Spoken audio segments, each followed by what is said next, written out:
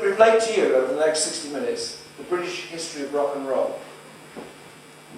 60 minutes of, well, what are you going to get? You're going to meet a rock and roll legend for a start, and you're going to see some of his more intimate pictures of famous people like himself, who he rubbed shoulders with, the likes of Billy Fury, Eddie Cochran, Gene Vincent, Marty Wilde. Some of them he still rubs shoulders with Billy and Marty. This man is qualified to do the history of rock, British rock and roll because he was there at the beginning. How many remember 6-5 Special? Yay! This man was the star of 6-5 Special. Please welcome to the stage, Vince Seeger! Yay!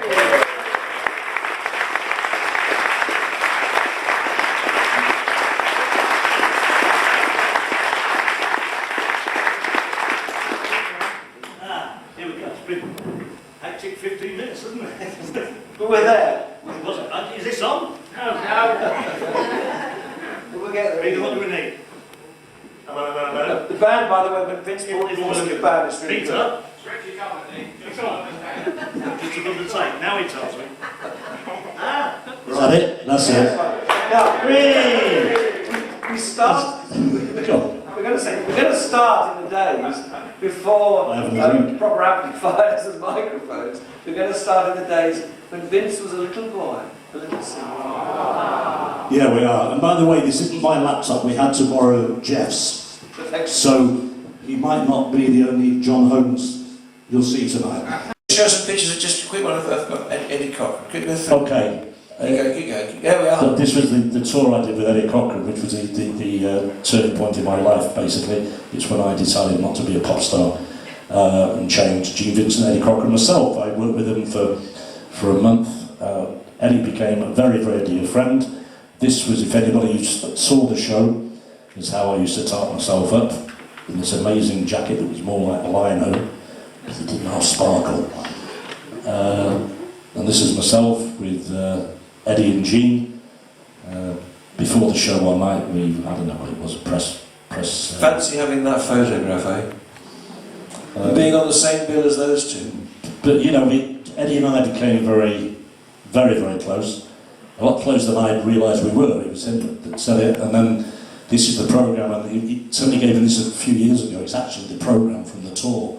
And what happened was, as time went on, they switched Gene Vincent and Eddie Cochran, because Gene was getting booed off a lot. I love Gene, but he was getting booed off, and if you look at his playlist, he was singing too many slow songs. He started with Baby Blue. I did a duet with him on that. We're doing that later tonight. Over the Rainbow. Then he did Rocky Road Blues, which is up tempo, Wildcat. Then a slow one, Bebop-A-Lula. Then up tempo, and then slow again, Summertime, Frankie and Johnny. And the kids wanted to hear rock and roll up tempo. They were booing him off. So Larry switched it. And you see Eddie was playing What I Say, Sweet Little 16, Something Else, Salad Days, Hallelujah, I Love Us So, Come On Everybody, 20 Flight Rock. And he was, you know, did an awesome, awesome show. So after the break, you're going to see a man perform who performed alongside Eddie Cochran and Gene Vincent. If Eddie hadn't have died, he would have performed alongside Eddie Cochran in America. Yeah, well, this is a photo we didn't care at all. They stormed the stage, and the arrows pick out Eddie, Gene and myself. And that was a riot of the night. That was just headlines, and we had to sign subpoenas. This was the day Eddie died.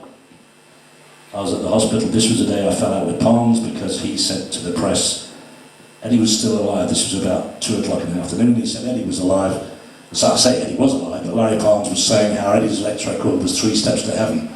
And he was still alive. And that did it. Because I was due to go to this day, Easter Sunday 1960, Gene and Eddie and I were flying to the States, and I was going to record with Eddie, and it never happened. So I finished with Palms later that year when my commitments had finished, and that's the heads, they put the chip in them. And this is really what changed it for me. So it's a good one to finish on. I don't know if you can read this, John. Just part of it. You're going to read the last one? Yeah, no. I didn't get this until a month after Eddie had died. I was supposed to go to America with his coffin, and I refused to, because it was publicity stuff in the past. And it really upset me I didn't go. And I was really feeling very sorry for myself. And then somebody sent me this from a girly magazine of an interview that Eddie had done 2 weeks before he died. And if you'd just like to read where it says about... Best friends. Well, favourite singers, then down to best friends, yeah, you go. Well, because I see best friends, it says best friends are, Vince Eager's there, Gene Vincent and Buddy Holly. My goodness, you're in there. Yeah, so when I saw that, it took a lot of weight off my shoulders. I thought, well, if a guy like Eddie Cochran can have people like Buddy Holly and Gene Vincent, and then he says, I'm also his best friend. We were close, but I didn't realise we were that close. We were going back. I was going to stay 5 weeks within LA at his ranch. But it really made me a different person, and that is when I decided to try some other stuff in the business, which I did. So it was a very moving time, it was a very important time, and trust me, for those of you who may be Eddie Cochran fans, he's one of the greatest people you could ever wish to meet, but not only that, his talent was unbelievable. And you're going to see the one and only Vince Eager on stage very soon with a very fine band performing some of those very fine songs. Ladies and gentlemen, for the moment, Vince Eager. Thank you, Mr. Lee, thank you. Thanks a lot. I really enjoyed it. And Mr. John Holmes. Thank you very much, gentlemen. Right, we'll take a break there, folks. There's only one break tonight, so there is food on sale.